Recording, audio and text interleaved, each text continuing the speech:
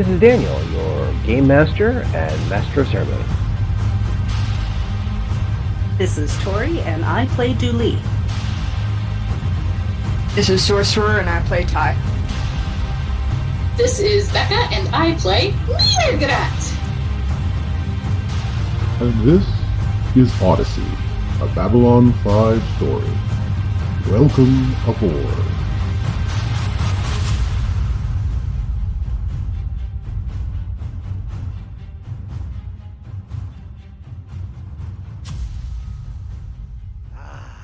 Great maker, boys. What can I tell you? Look at that one. What did he say, Greg? What do you mean by beginner's luck? He quits. What is this? It's a brand new day and he still has 100 Centauri ducats in his pocket. I'm not going to complain because I'll bet and I'd have to lose my shirt in the next 20 minutes. It breaks my heart to do this, but maybe next time I'll be down here and you guys will gang up on old Padini. What do you say, huh? What? Oh, yes. Oh, there you are. There you go. You caught me just in time. I was, making my, extra payday, as it were. Greg, go cash us out. Go, Greg. I'll run the red quarter. You go. Now, you're come for more stories. Good.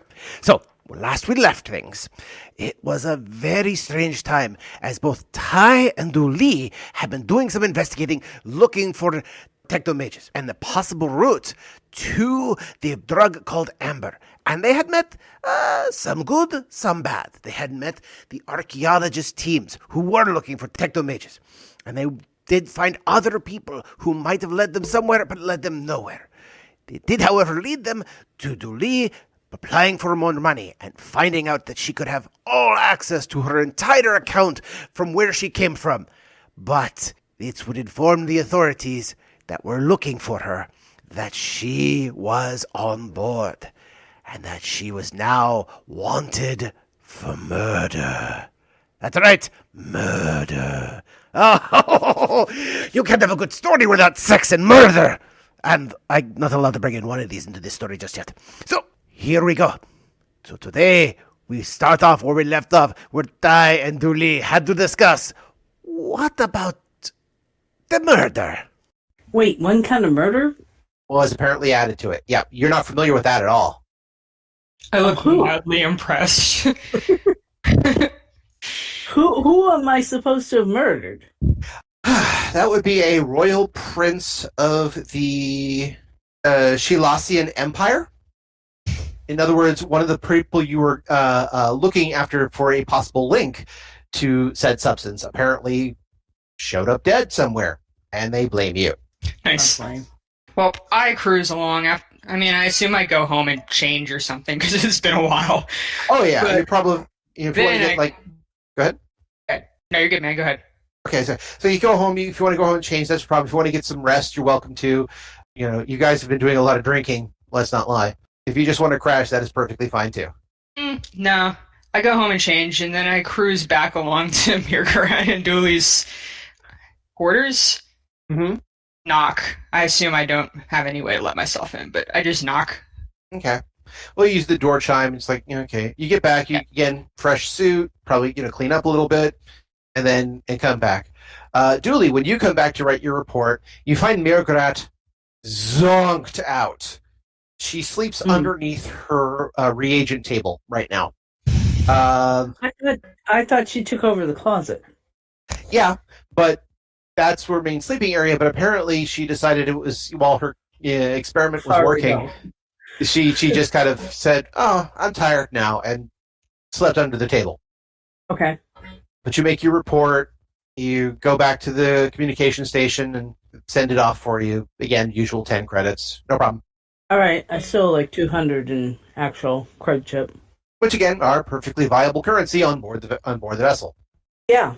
Then I'll head back and I don't expect a response, but Okay. So Ty shows up after you return. What are you thinking at this moment, Dooley? As in now that you've gotten interesting revelations about what's going on, what are you thinking? Well, I'm kind of stuck because I don't really have a way to spend $1,000 without being, or 1,000 credits without being arrested. So I'm not sure where else to turn for information on who potentially is making this. I think the best thing would probably to go back to steerage and kind of hang out and look around. Okay. Well, while you're pondering all this, Ty returns, much, cleaned up, changed of outfit, chimes on your door. I'll go open it. Hey there. Hi. Can I come in? Oh, yeah. Margaret is sleeping, but quite frankly, I think we could do a lot of things in this room and she wouldn't wake up over it, so. Well, I'm not planning to be loud, so I'm sure it'll be fine. I kind of stroll in and just... No, go ahead. I'm kind of stuck with my whole investigation thing. Maybe you're right, and the Technomage was a dead end, but that was the only end we had, so... Well, first of all, it's not. Second of all, I hear you're a drug dealer. She's kind of clicking her teeth and looking at the ceiling and like, well, I guess technically yes and technically no. Oh, your wanted poster says you're a drug dealer. You can see how I personally would find this a little suspicious, given that I am caught up in what appears to be drug dealing, that appears to have quite a lot to do with you, who appears to be a drug dealer. I was charged with finding the source of this drug. Mm-hmm. I got in a little trouble. Mm-hmm. Pissed off the Centauri. Indirectly a member of my team may have caused the death of quite a few Narns because he hauled off and hit one of the Centauri. And as a result, I'm still in trouble. I was hoping that after a year and having found some more information about this drug that it would right itself, but it hasn't. So you're not a murderer. Or are you a murderer? No. I won't tell anyone if you are. No, I am not, and I don't really know. I mean, I know the person that they're referring to, but I didn't realize they were dead, and I'm not sure how they became dead, so... Well, fortunately for you. Go ahead. Could look up. Hold on a second. And I go to the nearest console and search news articles on the person that I supposedly killed. Okay. From what you can see... Oh, wow. Okay. Oh, no. This is definitely not going to make Ty more suspicious. So apparently, it was found that your associate had died, the royal prince, had died in a manner most people associated with your particular party style. When you were out and about, you used to do certain things that were notorious, because you were essentially a play being, party animal, and that was your masquerade. When I was in school and I traveled about with various people and went places, yes. Mm-hmm. Well, your signature drink that you used to get, which is apparently a very unusual drink at the time, was found poisoned, but not just poisoned with this will kill the person, actually poisoned with a memory drug. This particular memory drug has two interesting benefits, depending on how it's mixed. One, it acts as a retcon, basically wipes your memory of a certain event, and just you cannot remember it anymore. The other one, by the way, that I can't remember anymore, essentially puts a memory cap on it.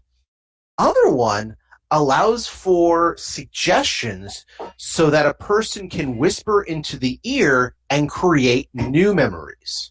Essentially, it's the retcon is oh, that didn't happen. This is the way it happened. And then they'll believe it, and then their memory will come up with the memory to go along with that belief. There was apparently an overdose of that narcotic in the drink, and as far as anyone could tell, it was some sort of botch where they gave the drink to somebody, believed to be a Narn, believed to be you, in the hopes of doing a little rewiring and reworking, possibly for their own benefit. That did not go well, and in a Princess Bride-esque fashion, both drinks were so heavily medicated that when the royal prince ingested it, he lost all memory of who he was, where he was, what he was doing, and what age he was. So this is a personality murder, not a physical murder. Oh no, it's a physical murder because when they did try to repair the damage, he was so traumatized he ended up killing himself. So the local Shalasan Empire, which does not see such activities as a fault of the person, but a fault of the person who did it to them, if you'll excuse the phrase, kind of like how I've had a friend of mine, in the Saudi royal family, there was a guy like 150th in line for the throne, so technically a royal, but not really. He was found drunk, high, two things which are capital offenses in Saudi Arabia. He had a stolen car, and he had crashed into a telephone pole. The person who installed the telephone pole was exiled from Saudi Arabia forever upon pain of death. Why? Oh my. Because since God was always on their side, the person who did the problems could not be the one at fault. The person, however, who dared to install a telephone pole where the guy was going to drive into it was at fault and had to be punished. That's okay. you. So I'm skimming through this article. I'm like, wait, what? I don't remember. And how? Do I remember the last time I met this person? Yeah, you do. He was drunk, really drunk. He admitted that he had some sort of genetic disease that one of the reasons he partied so hard is because, he doesn't know how long it lasts. He doesn't know how long everything else is going on. So he's just going to enjoy himself. He was also one of your contacts for finding the local dealer for amber and a couple other narcotics. The man knew his narcotics like 10 days to Sunday. He might have well been a pharmacologist. And yeah, let's just say made a severe pass at you. It did not go well. So you're not technically a murderer. I get it. Not technically murderer under the eyes of Narn, not technically a murderer under the ISA, but is technically a murderer in the Shalasan Empire, which has enough pull because it was a royal prince to make the charge stick within the Narn regime. So because of the quote-unquote embarrassment this causes the Narn regime, they had just applied it to you in hopes that this would get you back to base faster for your inevitable punishment for all the drug-related crimes and lives you have destroyed over the course of several years. Well, it's a good thing you're paying me $14,000 to stick around. No, technically, I'm not paying you, but yes. Close enough. I don't really care where the money comes from. Well, what I was going to say before you went off on this technomage thing is that someone's shipping things in, someone's shipping things out, and someone's smuggling things. And the obvious place, I would think, to start asking about these things would be at the docks, not looking for space wizards with IPX people in the casino. But you didn't ask me, so there it is. I hope you didn't lose too much money to those guys. They are literally worse than I am. That's saying 40 a lot. credits. For now. I didn't lose a lot. All right. So They charge by the hour. Yeah, they do. Do you know shipping people here on this ship, or? Well, I am a pilot, Yes. and I do fly ships. Would you mind going down with me to, I don't know, wherever shipping and receiving is on this ship? It's got to be a place, yes? Not at all. You are paying me $14,000, and I do owe your passed out friend under that table, I guess. The table has blinking lights and it's doing something, so I'm assuming she's resting in between readings of some sort. Mm-hmm. Whatever statistics and scans and letting the computer run evaluations, that sort of thing. Yeah. Yeah. So Well, let's go see if we can find out some more information then. Why not? Off we go to the space docks. You should probably let me do most of the talking here because you are a wanted murderer. Yeah. You know what? You can stop saying that out loud. And yes, technically, but also this is your expertise and not mine. So Got no judgment from me. No judgment for the why do murderer. I not believe you? Ty's notice skill is so low, not because it isn't a class skill, but because she makes a living out of not noticing things. Well, I'm going to take all the documentation that I received from that fax back and just stuff it in my carry-all and leave it in the room. Okay. Oh, you're not going to carry around your wanted poster, I'm assuming. No, and I'm You wondering... reference it.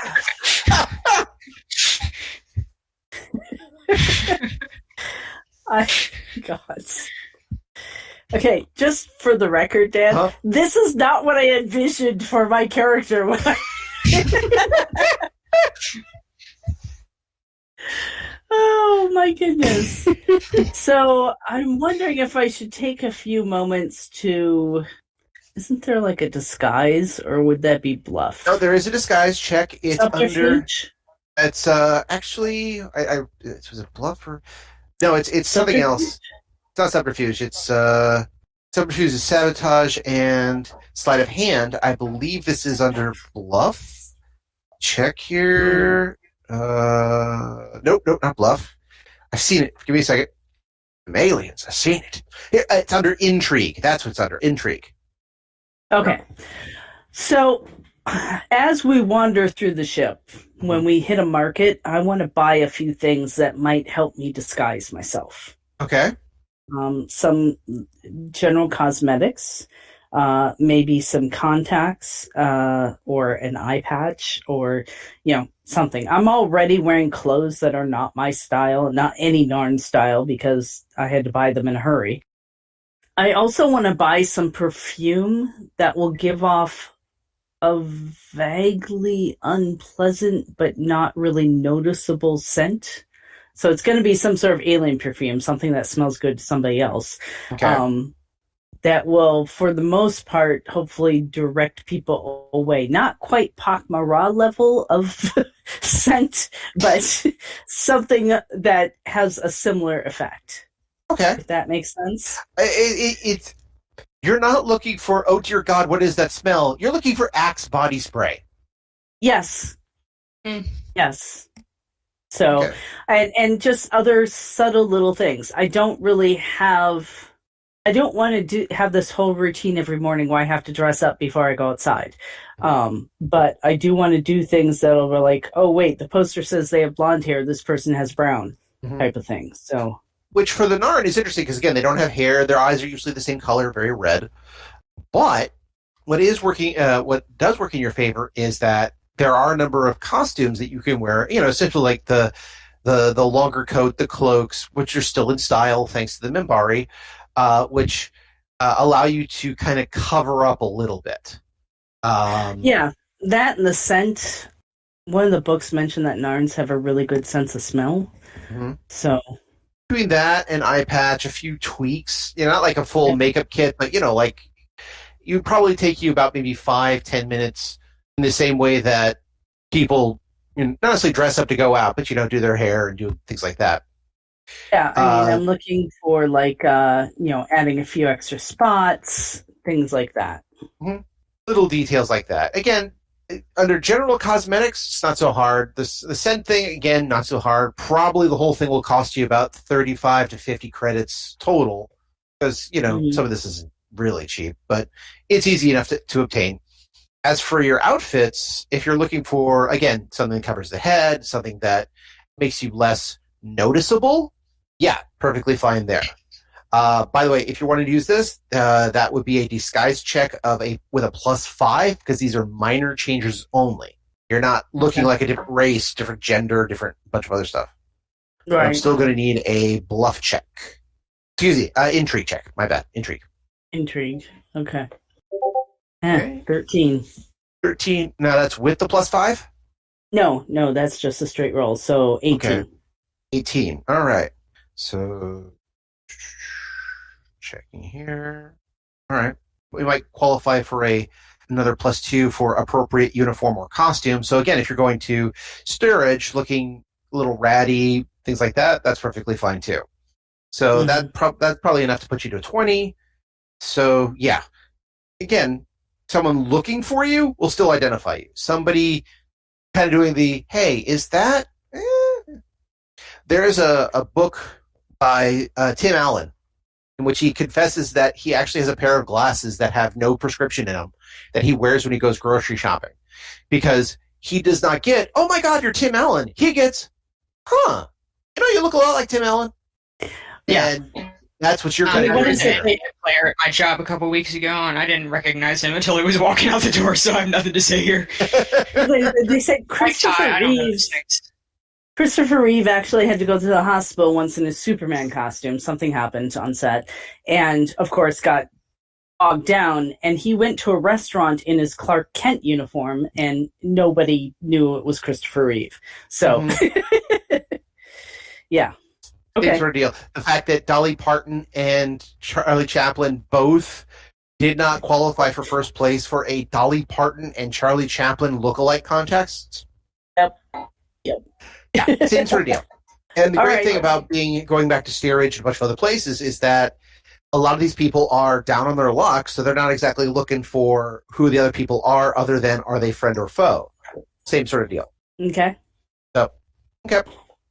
So yeah, you get a few things you need, get dressed up to look shabby-er, for lack of a term, and not, I am Narn! More of, I work here. I'm guessing you and Ty then head down to the docks to do some discussion? Whatever they have, shipping and receiving or a docks type area. Okay. Well, like a hangar? They have the hangar. They have a couple of storage areas for supplies, because this is essentially a giant ship that is meant to deposit supplies and colonists on another vessel, as well as doing the run. I would look for people that she knows, possibly. So she would go to where, like, other pilots or, like, space hands or spacers are necessarily, not, like, shipping, like, people that are driving the pallet jacks, because there's no reason why she would know them very well. Okay. In this case, there is a very specific role for you, and that is going to be profession. Mm-hmm. So this would be a profession blue collar, which are based on wisdom. Yep. So, I got it. Go ahead and give me a roll. Okay, 18. I'll accept that. So you head down there, start talking to the local dock workers, people who are doing the import-export. I mean, even some of the guys who do the forklift operators, things like that. You can still talk to them, not as in the, hey, what's going on? What's this? It's more of the, hey, do you know who's doing over here? Mm-hmm. And the fact that you know the lingo goes really far. You don't look like, they don't recognize you as one of the crew, but they recognize you as a fellow spacer and another, blue collar jockey. So they're more than happy to talk to you, especially after you start talking about essentially the troubles of, hey, did you get this? Oh God, I had a run like that years ago. And like, oh yeah. Bonding over misery is a time-honored tradition. Oh, yes. But yeah, so start investigating around a little bit. Give me a gather information check. 1 sec. Let's see if I have that. It's something you can use on train, so there's that. I think it might be called something else because I don't see it. I have sense motive. I have notice again. Investigate. I think it's investigate, actually. Hold on a second. Again, all these different terminologies. Damn it. Diplomacy. Investigate. Where is that? Oh, intrigue. It's intrigue. Gather information is intrigue. Okay, yep. Oh, there you go. 23. Mm-hmm. Okay, yeah. What was it you were looking for specifically? I'm not going to directly ask them if they have drugs, if they know who might be shipping drugs, because that would be stupid. What I'm going to ask them is if they know where you might be able to find someone who ships in It's a small perishable food item. Mm-hmm. Okay. Let's see. Something like that, like fresh fruit. Like something that would be small and easy to like smuggle in, but would be pretty expensive to sell to somebody. Okay. Interestingly enough, after talking to a few people, there is definitely eventually one guy's like talk to this guy, oh, wink, wink, nudge, nudge. I get you. I get you. Mm-hmm. It did say that a couple people, when they boarded, came in their own personal vessels rather than the traditional shuttlecraft. This isn't uncommon. But this also, again, if you find somebody on a private jet versus a 747, they're more than likely going to be carrying. Sure. You're like, yeah, a couple of the vessels here are actually owned by crew members. Captain Joan Steranko actually has her own flyer here, as well does, some of the lesser people like Denny, your former pilot, and Rend, the other guy I used to work with. He says, yeah, there's a couple other people who might be interested in fresh fruits, who may have storage for all sorts of manner of coffee and other perishables. Mm-hmm. They do mention that there was one organization that had it, and they're like, look, I'd love to tell you who they are. He literally pulls out the manifest, and the manifest has name redacted on it. He says, I'd love to tell you who they are. I ain't got that kind of knowledge. But, yeah, there's a couple of groups here that may have what you're looking for. And he eventually kind of says, if you, for 10%, you quickly negotiate down to 5. So he says, yeah, there's a couple of groups on board with personal vessels that might have what they're looking for. One is a group that basically keeps themselves near in the steerage area, not far from the main storage area in the back. They set up, there's an entire office area complex set up in steerage, paid for and the guy says, I don't know who did it, I don't know what's going on, but whoever did it paid the designers to add it in as a living quarters and office back in the steerage area. Like, again, it's like putting in a penthouse in a ghetto. But it's there, and it seems to be paid for directly. And whoever this is paid a lot. The Hex says, do you have any idea how much bribery has to happen to have redacted on your sheet for who Believe owns it or them? not, I do.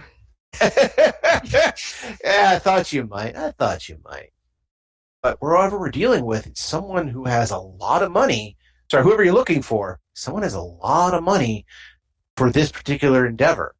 I wish I could tell you more. I don't know who it is, but I do know that whoever this is probably back down there in steerage. He says, I can kind of looks around. I don't go down there. I'm not big on there. There's a couple other humans I know who are. Yeah, I think I could find someone to act as a local guide. Wink, wink, wink. For what you might be looking for. Mm-hmm. Yeah. I mean, I have my bodyguard here. I kind of jerk my thumb back at Dooley. Congratulations, Dooley. You're a bodyguard. It's better than murderer that I sort of work for. Maybe a murderer who I sort of work for. Yep. So, I'm not expecting trouble. I'm not looking for trouble. But if you know some people who can point me in the right direction, I could see my way to throwing in a couple extra 100 credits for you. Oh, well, I think something can be arranged. Yeah, I think so. He says, there's definitely a person I know heads down there every so often. It's got business down there. I think you may be part of what you're looking for. Hmm? So that's one of those humans. One of us humans, but I think you'll be fine. You get me? Sure. All right. So the person's name is on the wrong sheet. I swear, Benny. Ty is just going to quit. Sorry, what was that? It's Benny. Ty is just going to quit. I swear to God. The name Benny actually does come up. He says, there's one guy named Benny up there. When you immediately go, no? It's like, all right. There's a woman out there who I've seen go out there, a couple of people. I think they'll be able to send you out there. There's one person out there named Gardner Fox. He goes up and down. He and his wife put on this huge act of, they bicker. This is their vacation, this and that. I've seen vacationers. I've even seen people on the rocks.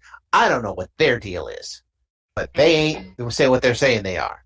You can. I don't know where to find them, but I'm told they go back down to steerage every couple of days to peruse, like they're going through some mall or something like that. Call it a hunch. I think they're doing something back there too. I'm not calling security because I don't know nothing, but they might have something for you. There was another group there. Yeah, another guy named Alan Gibbons. He heads down there a bunch too. You may want to take a look at them. This Gibbons guy, what's his deal? Between you and me, no idea. He keeps making deals. I think he's some sort of like mover or shaker or some guy who's hit rock bottom. I don't know. I mean, for all I know, he's just some guy who just can't stop the art of the deal. But he is definitely tries to make deals with almost everybody. You can note this guy. He's got this blue pendant on his that he wears all the time.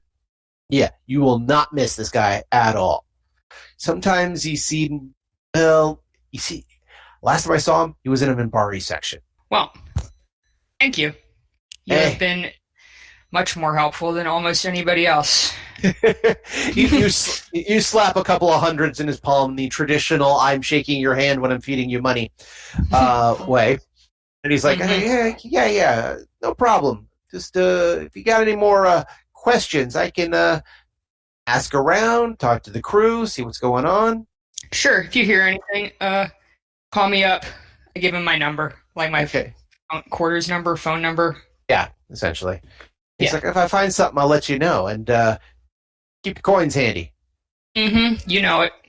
So I stroll back over to Dooley, and I don't super explain the entire conversation because that would take a long time, and I just can't be bothered. But I do let her know that we're looking for a human woman and someone pretending to be her husband called Gardner Fox, but I'm really unsure about the name, both me personally and also Taya's. Okay. The Gardner Fox was the guy's name. Her name was Julie Schwartz. Yes. Okay. And someone named Alan Gibbons with a blue pendant who sells things. So let's go shopping. Go shopping. Okay. I don't know where to find this guy. I don't know where he's going to be, so we may be shopping for a while.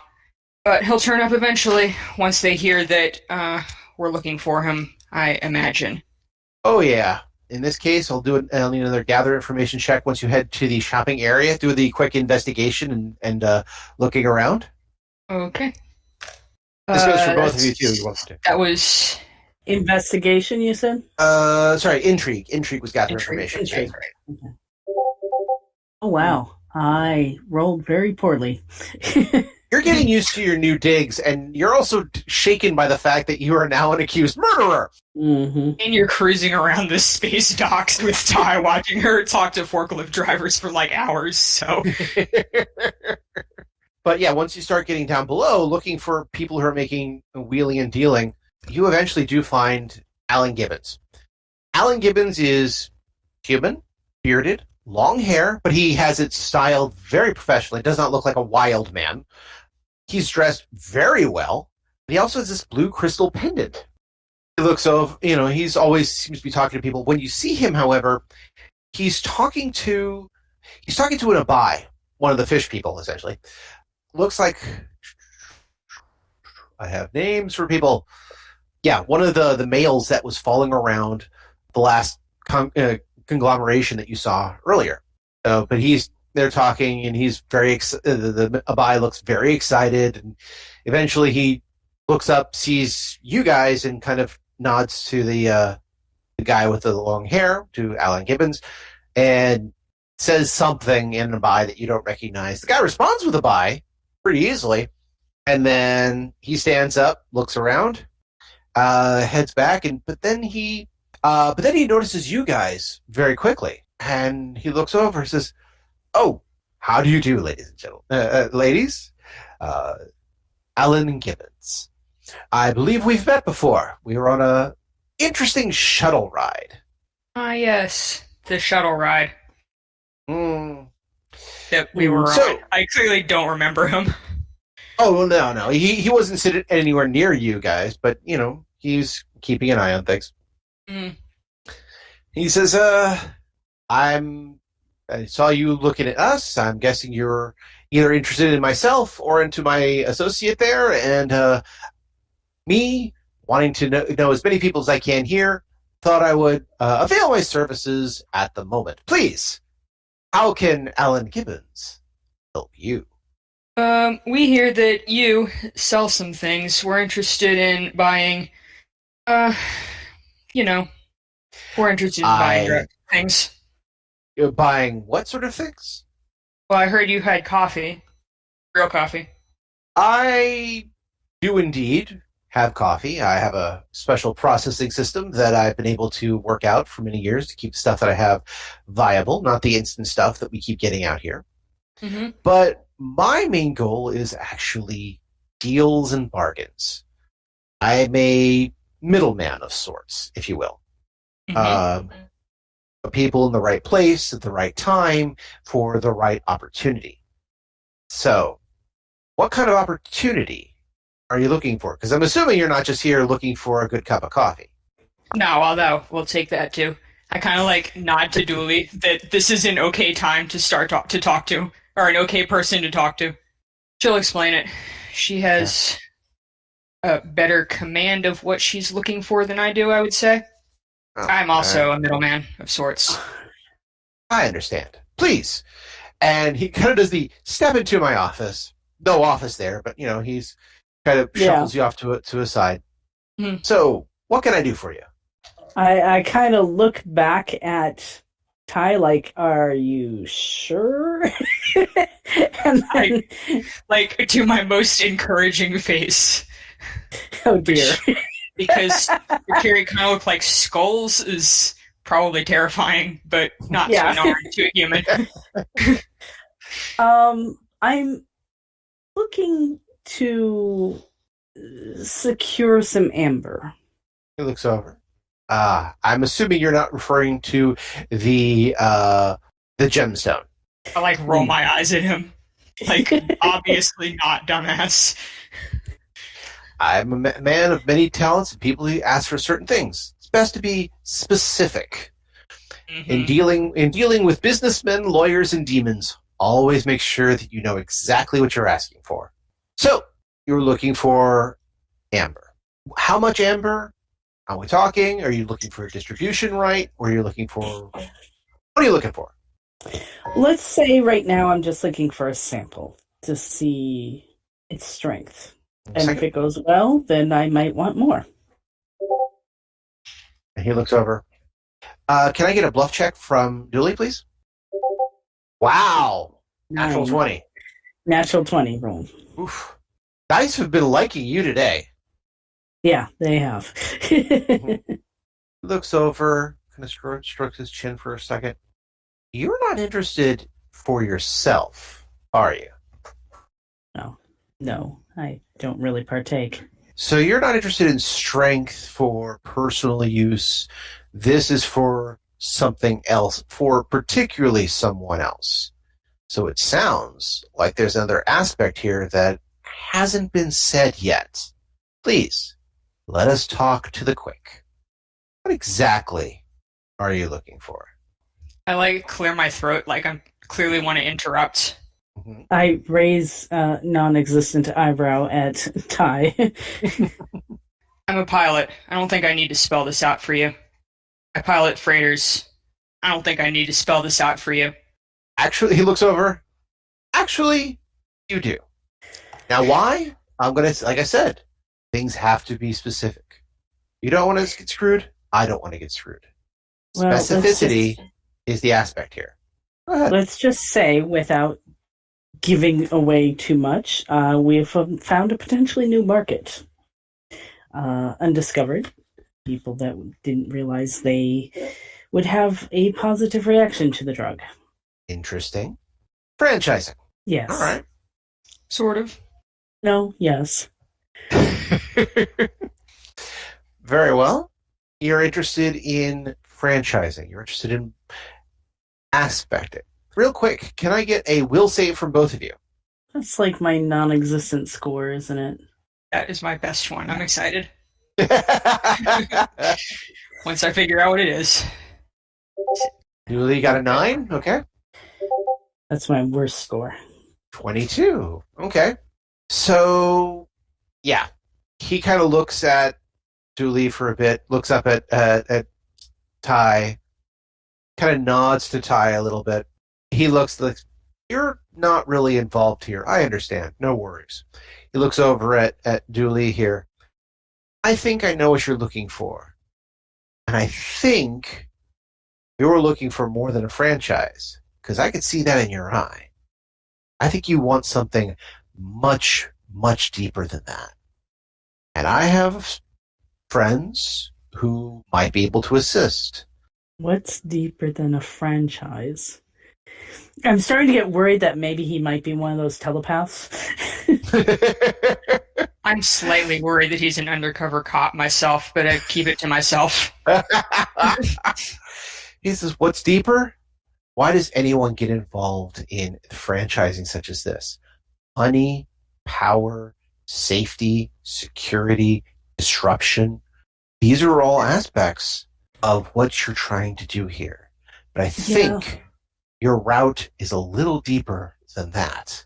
You don't seem the usual type. Well, I would rather just start small and work my way up. That's why I'm just asking for a sample at this point in time. It looks I want to make sure it is compatible with my potential new clients. Something can be arranged, and here's the other side of the coin. What are you offering? I shrug at Dooley. This is clearly her problem to sort out, not mine. Usually credits are the standard for this sort of thing. But how much? What was my understanding of the going rate of a cube of amber on B5? Because I bought some there. I have to go back to check my notes. But I believe we figured out it was like 50 creds a hit. And a cube has 2 to 3 hits depending on the person. 2 to 6. 2 to 6. Okay. I just want a sample. So let's start with 200. He kind of shrugs. If that's what you want, that's what you want. I'll see what I can arrange, and let us meet in steerage. I know a place. He pulls out a card, hands it here. He puts it on the table and slides it over. He says, I know a place to discuss things in private terms, in a quiet situation, without disruption. We've already discussed terms. I shake my head at Dooley, stop. Let's say not to discuss terms, but to arrange a trade. That works. Very well.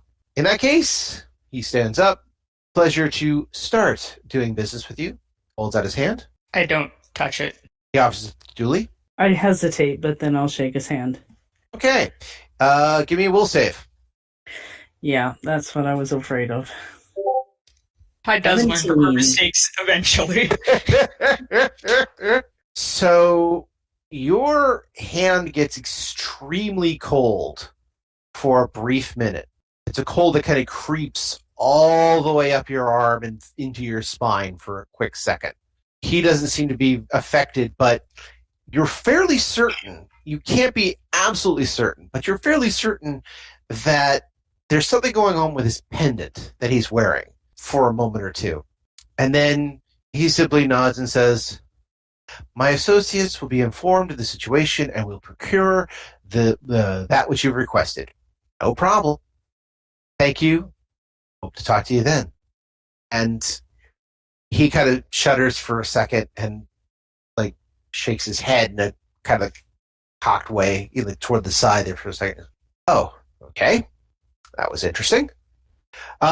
We will have what you need soon enough. I believe something can be prepared. Until then, does he seem like a completely different person after he shakes his head? Give me a sense motive. Because that just seems really weird to me. I just wave at him all right, bye. I get out of her face. Seven. You wouldn't be able to know if somebody traded personalities. It's not your forte. Does he look a little different? A little bit. You keep hearing a buzzing noise in your head, but you have no idea what the heck that's about. But as for him, he's talking a little different, but not like you'd say, "Oh, new personality," so much as was he hiding an accent that he's bringing out now, or who knows? Okay. All right. Okay, so he gets up, he leaves, and you and Ty have the table to yourselves. That went really well. I don't think we should go back and talk to him until Margaret is awake. I think that if we show up with any extra people, he is going to be extremely suspicious and not help us, especially if the person we show up with is Mirrorat. I don't think she has to be with us. Oh? I think she can just be nearby.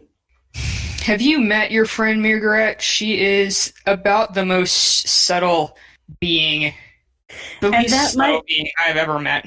It might work to our advantage. He might be so busy looking at her that he won't see us. Well, you're the boss. It's up to you. Well, I'll think on it. Think hard.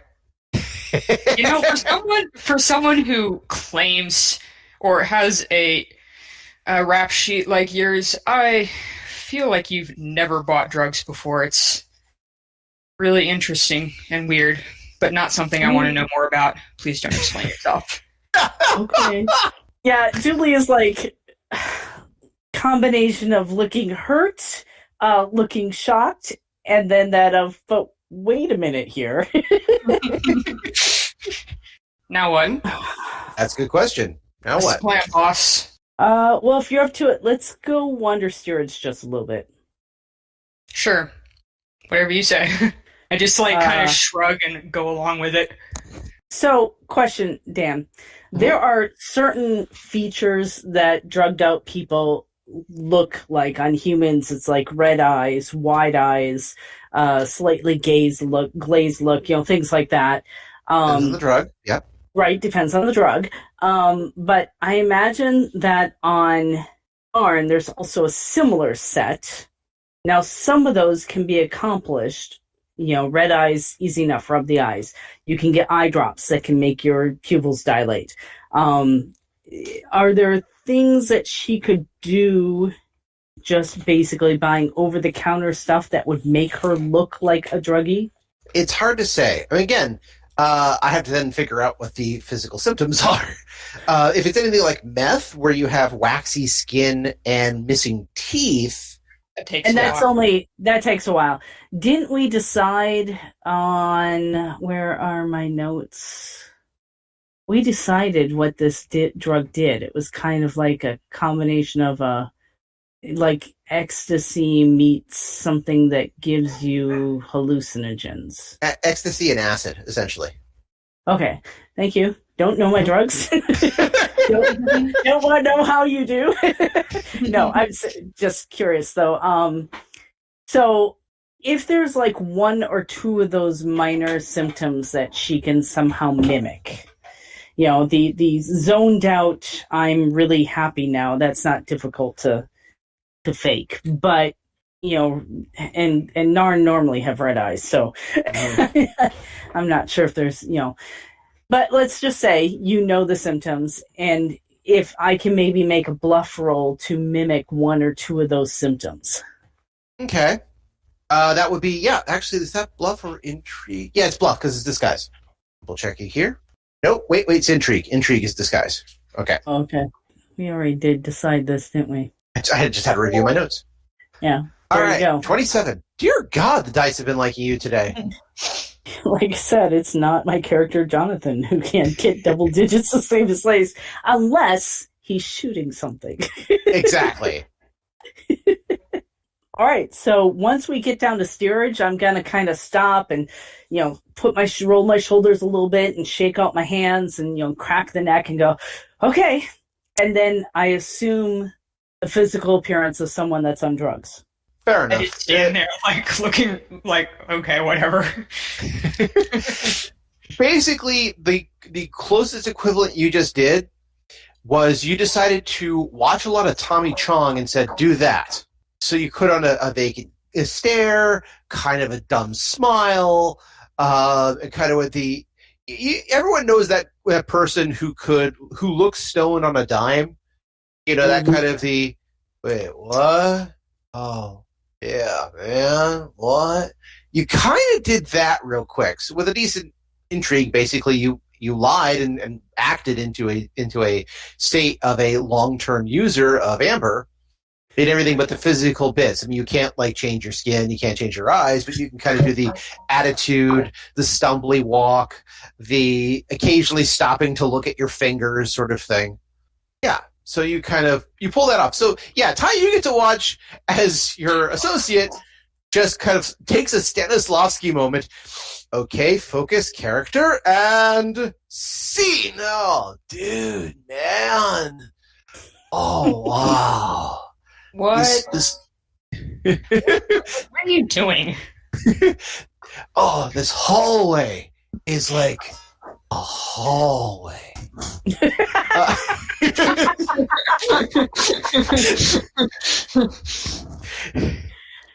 So that's basically what you get to watch Dooley do.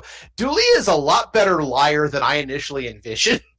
But that's a lot of her game. So yes, you start going ahead down to steerage. You take the train down in and then kind of wander around. Oh, boy. Okay.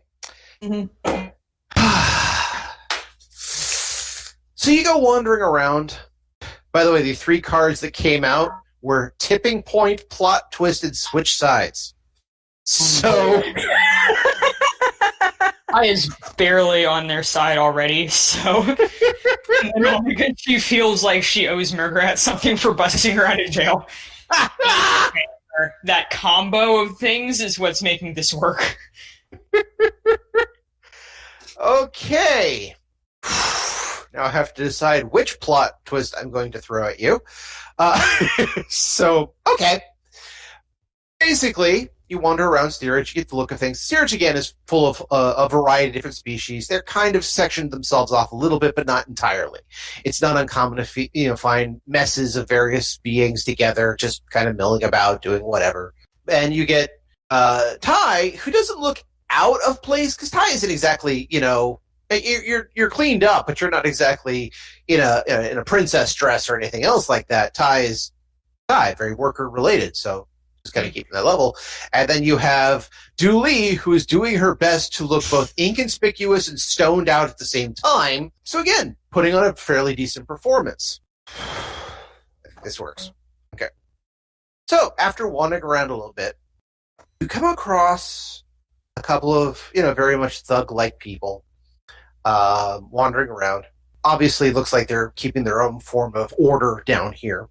One of which notices Dooley.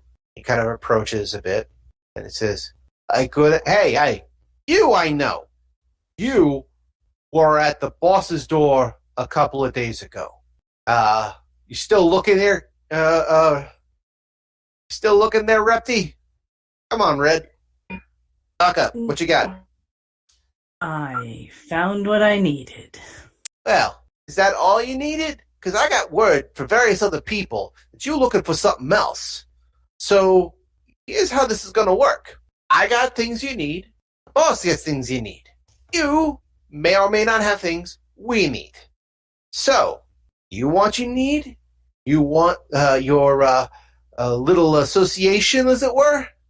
Then you and I got to do business. Gotta do stuff for me. I get you to the boss. Hear me?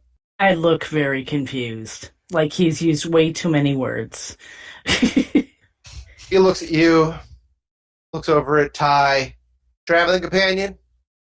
I just shrug at him and shake my head a little bit, like I'm just I'm not sure. I'm just here. All right, I get you. But he looks over at Ty. As a Brachyria here, let's just say I got a proposition for you. I got a proposition for her. You interested? Yes, no, right now. Let's hear it. Your friend here, who was apparently spotted with you a bunch, in and around the ship, has been down here asking about a couple of things. So, my boss wants to make sure they can trust you to start arranging things. So you got to do something for us. And that is behind that door right over there. He points a little further down the hall to a door there where there's a couple of guys standing. Go on. Do what you want. Sorry, what? Go on. Go on. That's something I think you'd really enjoy yourself, judging from a few things we heard ourselves. So, y'all, excuse me, that was my accent coming in. So you beings there, and over there, get in there, and if you can find out for us, the person inside, where he got his stash and what happened to it, then we'll start doing business for you. He looks over at Dooley. Good business. You hear me? Yeah. So, try that again. I got that both at the same time. Start with Dooley. I still, which is just the wrong approach. And then, Ty, what'd you say? I'm gonna need a few more details before I go into this mystery room with these mystery guards. He looks over and says, he looks over at Dooley. Smart friend he got there. He pulls very skeptical. He says, yeah, we got somebody in there who's got what your friend needs, wanting a lot of. We want to know some information about where his stash is. So, what I don't see is what's in this for me. This sounds like it's between you and her. He looks over. Him. Well, what he owes us will give you 10%. How much is that? 4.8 mil on our end. Julie goes pale. Got any proof there's anyone in there? Yeah, I do. But I open that door. You got 10 seconds, yes or no. You hear me? It's fair. All right. Clearly not consulting Dooley on whatever's going on now. So he brings the both of you over to the door, says a few things to the other big thugs, as it were. He says, our new compatriots are helping us out here. Open the door. One of them grunts. Hits a button. Door opens. Inside is Benny, hanging from a hook by his hands, slightly beaten. It looks like he's been hanging there for a little while. A couple of people around the way says, "Oh, so this is the one. This is him. You recognize one of the guys inside. It's one of the guys who demanded the book."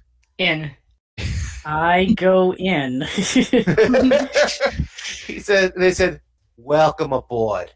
Help yourself."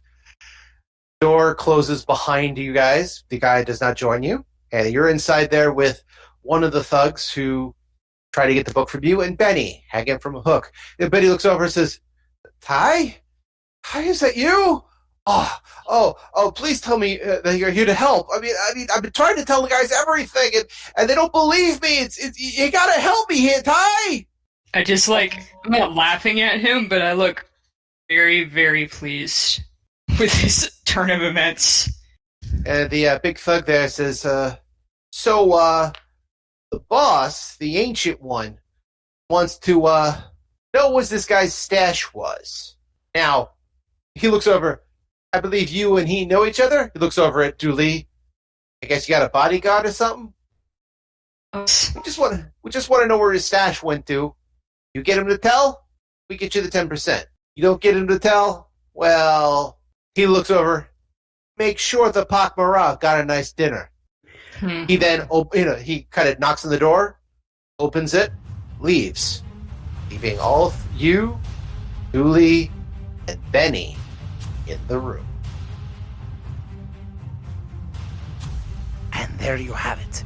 Dooley and Ty, with Ty as mortal enemy, Benny tied up in the room. And only they know what is going on inside. What will they do? How will they get themselves out?